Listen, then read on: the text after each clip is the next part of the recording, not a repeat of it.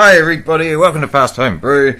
I had a Witbier the other day which I really liked, and I thought, well, I guess I'll make some. So here we go, Witbier, starting off with the old shot of me turning the water on and filling it up to 35 litres, and yes, so I'm using a lot of wheat malt in this one, so I've got my temperature controller out, and the this guy here is going to hopefully protect the grain bag from the element there if it happens to be touching, and it shouldn't, but I will be applying heat during the mash, so I need to make sure that that's all safe. Okay, here we go, the grains are going in. So as I said, there's a lot of wheat. It's 43% unmalted wheat, then there's 49% pilsner, 5% oats in there, and 3% munich.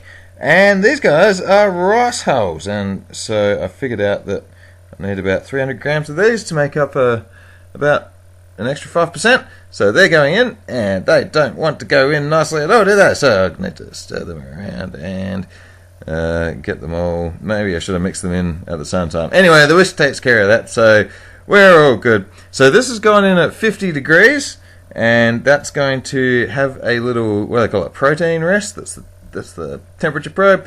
Protein rest for 15 minutes, I think it was. So there we go. Can't read what it says there, but that was 50 degrees for 15 minutes. Now it's going up to 67 for the rest of the normal mash. So while the heat comes up, I'll just give it a stir, and there it is again. Give it another little stir. So just to make sure that it's all sort of even temperature throughout the whole thing. So now it must have reached the target. So on goes the blanket, and that will sit there for an hour while it mashes. So, oh, look at this. I've got, hey, that guy looks like me. I've got a new shelf thing for my brewing. So, this is all bits and pieces. It's hopefully, oh, here's the instructions. And I don't need the instructions. I'll just pull this thing apart and, let's see, bang it together with the hammer. There we go. Make sure it's all nice and even there, same height as the other one. On she goes, and yeah, I put the whole thing together with a hammer. You gotta like something like that. So, I'll be using that as my new brew stand soon. But anyway, this is the bag coming out after 1 hour. So, bag comes out. That's quite heavy. Be careful because it's slippery as well. And oh yeah, a few little grains went in, so I'm scooping them out with the sieve there. Out you come. Now the little element protectory guy comes out. That was, I tied it on with a piece of string to make it easier to get out afterwards. And sparge. And there we go. Yep, bit of a squeeze. And now we're just waiting for the temperature to come up to boiling so I can put the hops in. So I'll get the hops ready. This is Hallertau. And I need all of this plus this much magnum to get it up to about 20 IBUs. Now, still waiting for the thing to boil, so these are my corriander seeds, which are part of a Witbier. So I'm just crushing them. Yeah, I don't know how good a job I did of that. Oh, and I need some orange in there as well. So I'm zesting an orange. Still waiting for the boil. And yeah, took me 6 oranges. Now, I've kind of realised that something ain't right. The temperature isn't coming up above 80. It's not even getting to 80 degrees, and I've been waiting for ages. So I'm actually now draining all the unboiled water out into my containers to see what is going on. And it looks like I might have a bit of burnt stuff on the element there. And yep, sure enough.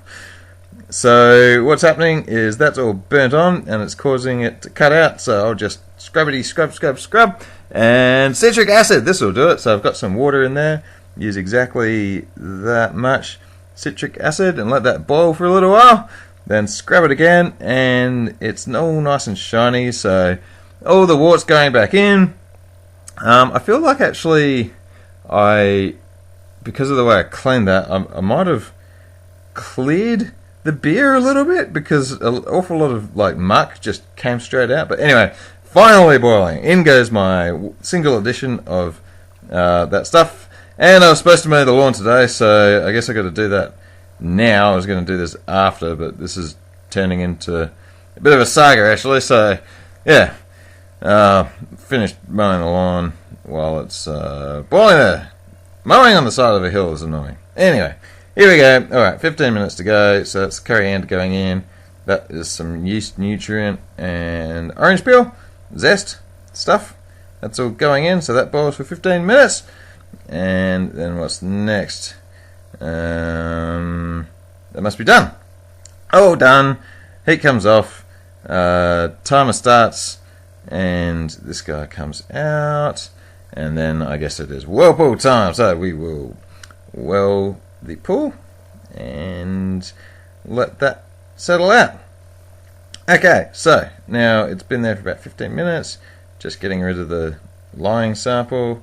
Get a real sample. Yeah, as I said, so Witbier should be really hazy, and I think I've accidentally kind of cleared it a little bit, but whatever. Draining into the cube now. So this is it's going up there as Max watches on in the sunshine. Nice time of day by the end of this. Anyway, last bit's coming out into the cube and squeeze all the air out. There it is. Good. Good. Alright, I think we're done. So there it all is. 25 odd litres, listening to Alice in Chains, I think. And yeah, that's my yeast. Although I ended up splitting this batch into 2 fermenters. One with that yeast, about 2/3 of it, and the other one with USA 5. But I'm done. I'm done. Okay, that was an ordeal.